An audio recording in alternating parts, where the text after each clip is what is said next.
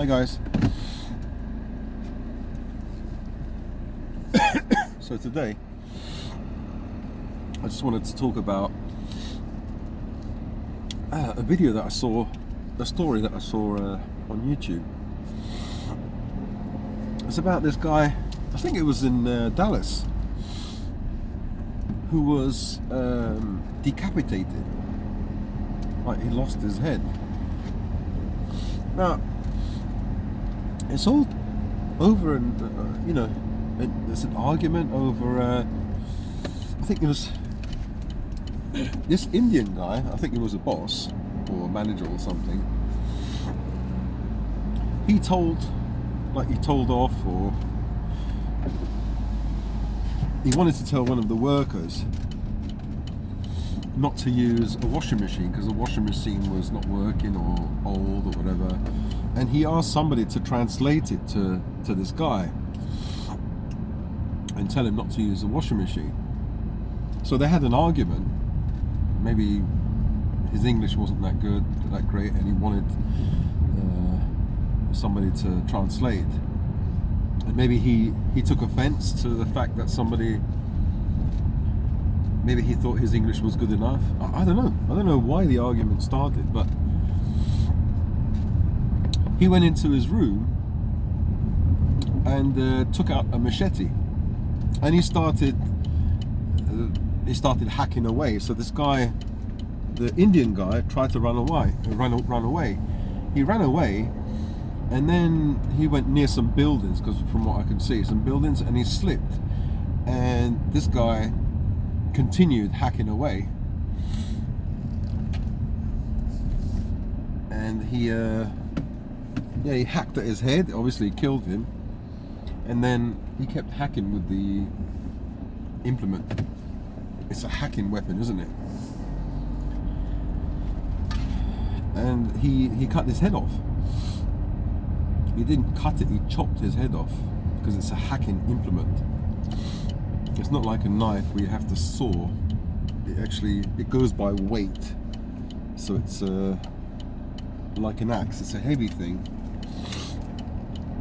and because the man was on the floor, because of the force of gravity, it's easier to cut and to cut a head. Now, the head rolled off. I think he kicked it and it rolled off, and you can see him. Was it the parking lot or whatever? He picked up the head and then he threw it in the trash. It just looked like a ball, but obviously you couldn't see the head because it was blurred out. Now, why are you telling me this? Because you never know from which angle, from which direction death can come. And you can all your life be trying to protect yourself from cancer, live a healthy life, do exercise, take supplements. All it takes is one nutter, one argument, and your life could be over. So when I talk about extending your life or mastering your life, maybe mastering your life is not a good, so I've kind of dropped that idea, or that channel as well. But if you want to extend your life, if you want to think about like anti-aging or life extension and be as healthy as possible, you have to think about defending yourself from another human being. Not only defending yourself from various diseases and thought processes, defending yourself against other human beings. And the way they can attack you is mentally and emotionally. They can attack you, but also physically. They can physically want to take your life. Well, once you go into a fight, you don't know if that fight's going to end with them chopping your head off or with them just pushing you around. You don't know what's going to happen. I know it's an extreme, but I think if you care about your health, you have to put some time into training. And it doesn't mean you have to be the MMA champion of your age group, of your area. No. In fact, people who do MMA, or if you're a bodybuilder, you look really great and you do have some strength and you have skill and you have experience in that area, in a certain area. But when it comes to fighting, a real fight, you can be in trouble. So there's another story of, I think it's in Brazil, of these one MMA fighter. He was brutal. He just beat everybody to a pulp. So he had good punches, kicks, grappling, but he never fought against people who had knives and sticks. And on the street is totally different. It's not totally different, but there are certain factors, certain things that can happen that don't happen in a ring. You don't get kicked in the nuts in the ring. If you get kicked in the nuts, the fight is over. So they're used to people punching and kicking their faces or whatever, because most of these fights the fighters are headhunters, right? Even when you fight on the street, people usually go for the head. It's a right punch to the head, usually, because most people are right-handed, so it's the fist to the head, right? But if you train all the time to, let's say if you're a boxer, for example, boxers are brilliant, absolutely brilliant at defending themselves, but not if there's a knife involved, because they are expecting I think I should stop here so I can demonstrate. Think you are a martial artist now? Nope, I'm just a chicken, and chickens find a way to defend themselves because they don't want to fight. These people that do MMA are not chickens. They're quite tough. They train themselves, and they do these tournaments or get involved in these competitions that I wouldn't. Too much of a chicken. I don't want to be battered, So, but when it comes to real life, unfortunately, there might be a situation where you have to defend yourself or your family or whatever. You don't look for it. Definitely, you don't look for it. So for example, you're used to boxing or martial art, and you're used to somebody punching you and you putting your hand up like this, and trying to avoid the punch. You get hit here, you do all this kind of stuff. If you're so used to doing that in the street, if somebody comes with a kind of roundhouse, like a wild punch, you can block it like this and then do something. You can counter, with an elbow or whatever, with your own fist. But what if that person's got a knife at the end of that fist? So here is the fist, right? And this is just a normal a punch like this, and you can block it. But what if the end of that fist there's a knife? So you've got a knife here sticking out here. So look at this. I'm blocking, but this time it's a knife. That's it. I'm dead, because what you're training for is this, a punch. But what actually happens is a knife to your neck, and that's it. It's over. So on the street, when somebody could be trying to kill you, it's not totally different, but it is slightly different. And that slight difference could mean the difference between life and death. So what has this got to do with the beheading? If I was in that situation, that guy was a 51-year-old man, and he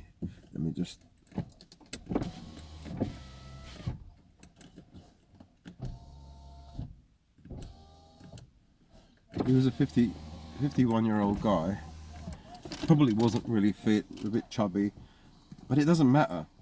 if someone comes with a machete towards me, you can do two things, right? You could try and de-escalate the situation, say, I'm really sorry, man, I'm really sorry, please forgive me, you know, whatever, and do your best to de-escalate the situation. But if you've got your hands here, your hands will be chopped off.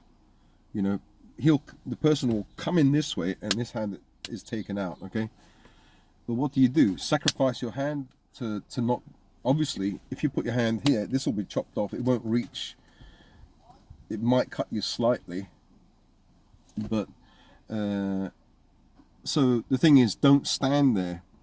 Don't stand there. If someone's coming with, he's got a weapon and he's coming towards you, there's two things you can do.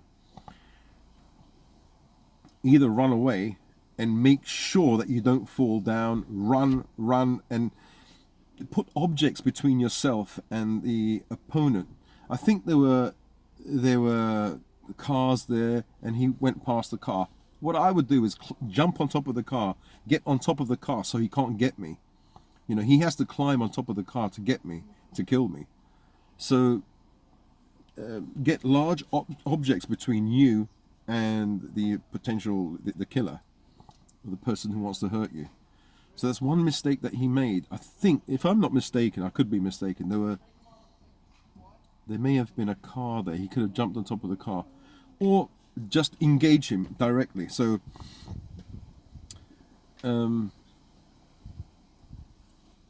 what I say in a fight, what I used to tell people that not studied with me, like I spoke to, didn't know anything about martial arts, and asked me for some tips, and I say, yeah, I'm not a teacher or anything, but these are just my views, okay?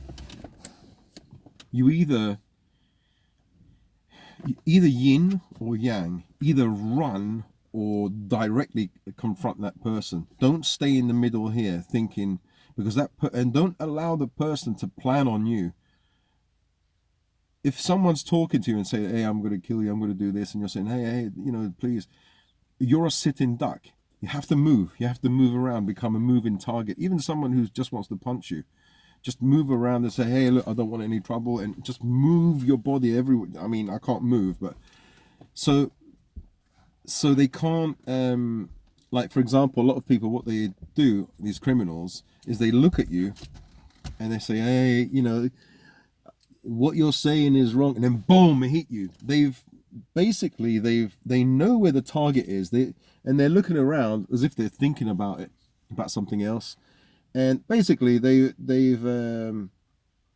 know where you are here. They're looking around to see if there's anybody else, and then bang, they're going to hit you. This happens many times. Once you see that, people turning around, you move. You become a target that is moving. I mean, what you can only move so much when a person's got a machete, and he was really violent, this guy, aggressive. So, you know, and this guy would have been stronger than me. What I would have done, like, I'm in my 50s and poor guy 51, is just go into him. So the yin is to run away, the yang is to completely overwhelm him. So, like, no matter how strong the person is, one arm, one hand is incapacitated because you're gripping something, and you've got all your confidence in this hacking implement. So you might have to go in and like, as I said, overwhelm, but completely suffocate the person. So he is here, you have to go in and give him no space, because the only way he can chop your limbs off is when there's some space between you two. So you can use the space and the force of gravity to cut things off.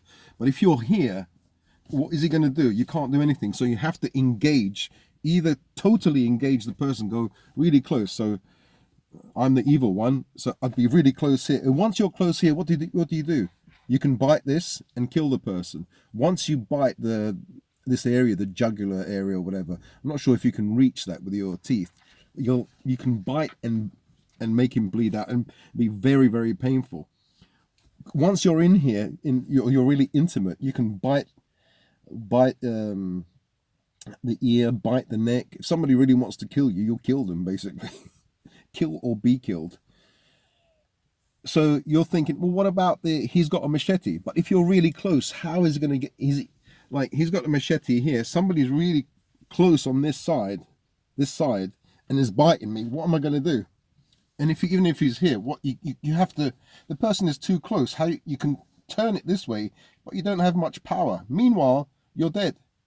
Because once you bite in here, this thing here, you know, you're in big trouble, or at least a lot of pain. But I suppose once you're in that, you're really close. So the person is here, for example. The person is here and has got the machete on this side, the right hand side, okay? And if I went inside his area, I would grab onto him and be really close and do something from there.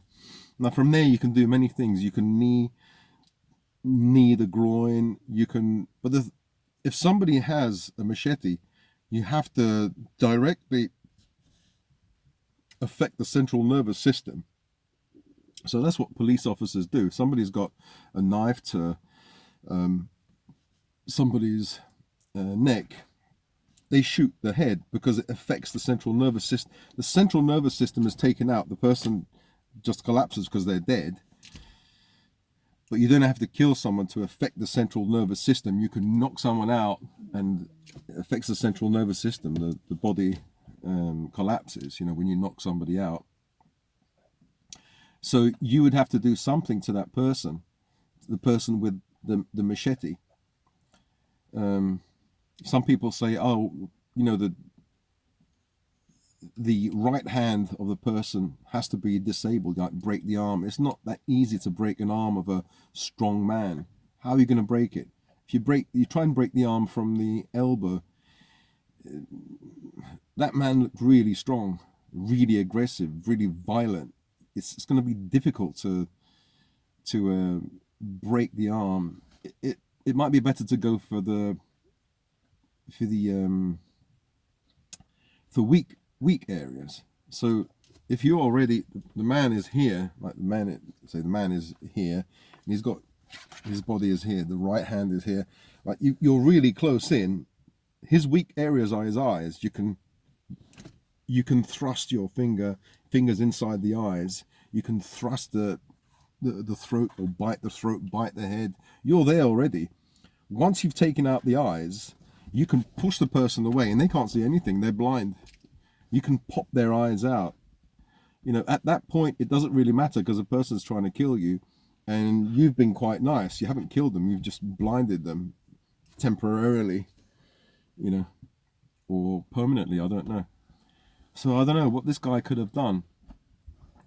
Either engage him or run away. There's other ways you can engage by having a gun, and you could have shot him. But the thing is, you have to draw your weapon. He had already a weapon at hand. So by the time you draw your gun, you could be dead. You could be dead. Because it takes around 21 feet to, I think this is a police rule, or used to be a police rule. It takes about 21 feet to actually for the policeman to draw his weapon or her weapon and actually take 2 shots, center mass. It takes 21 feet. Like, the person is 21 feet away. He's got a knife in his hand. Once he starts running, it takes 21 feet for a policeman to. So basically, if the person is like, 2 meters or 2 meters away, let's say, it's too late. You cannot. If a person is 2 meters away and he starts running towards you, you don't have a chance to draw. You'll be killed. Most likely you'll be killed. Unless you're running away at the same time, but then how can you draw? So just because you've got a weapon, you have to have it at hand. You have to be able to draw that weapon quickly. And that takes time. And so time is precious when somebody is attacking you with a deadly weapon. The weapons you have at hand are your hands, your arms, and your legs.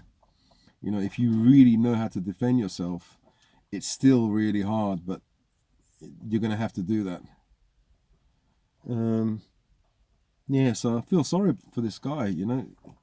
Not only was he killed, you know, and then the problem is when he was at the wall, he ran away to a kind of wall, then he cowered down, he was being hit, and then he went to the ground, and that's it. He's going to have the upper hand, literally, and he's going to be able to hack down because of gravity and because it's a hacking implement. He's got space, and yeah, he must have hit him in his neck and then continued and then cut his head off. Fucking sick people, really sick people. But you have to realize these sick people exist, and so either you become more sicker than them. You have to fight fire with a nuclear bomb. You know, some people don't have that inside them. They can't do it, and they're the ones that get killed. I believe that I have that inside me. Like this guy is, I think he's a South American. I think the South Americans have, I mean, you know, some of those, like sometimes you see these, well, some people show videos of the cartels. They saw people's heads off, like with a, how do you call it? With a chainsaw, cutting people's heads off, disemboweling them in front of their family and stuff like that. Those are real evil. That's real evil, you know. Really aggressive, really violent people, some of them. And maybe I've got a little bit of this inside me because my genetic father is Spanish, but my genetic mother is from Chile. So maybe I've got some of that, because I tell you, I don't know, if that happened to me and I was being hacked, I'd go nuts, because you know that your life is going to be over, so you might as well draw from the depths of hell a demon. If you think you're a demon, I'm going to show you what a demon is. I'm the boss demon. And as I said, you have to fight fire with a nuclear bomb. So that guy hacking like that, I don't know, I would have grabbed him, even if he hacked me and I know I'm going to die, I would bite into his neck and kill him. I mean, that's what you would do, right? Anybody who says they wouldn't do that, then okay, everyone has their right to think or react the way they, but I would react in a really crazy way. And especially if somebody wants to be really crazy with me, wants to take me out in a really vicious manner, in a vicious way, and thinks they're crazy, I'll show them what crazy is. Because, you know, people who have mental health problems, they can be crazy, really crazy, because we know what crazy is. Our life is one, I don't know, one big lump of craziness. And maybe that guy was had some mental health problems.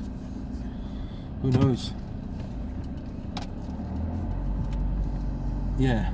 So what would you have done in that situation? You're a manager or someone, you tell someone, maybe you told him off, and you told him, you know, he got a translator to explain not to use the washing machine. Maybe it was broken or wasn't working. The guy then comes at you with a machete.